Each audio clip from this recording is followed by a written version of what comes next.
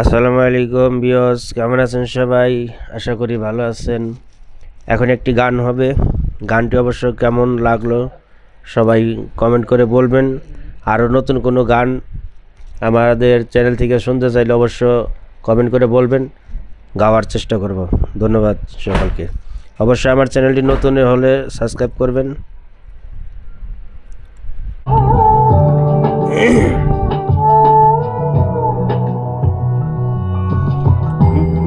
তোমায় আজ ভুলিনি আমি, মনেরই মাঝে আজও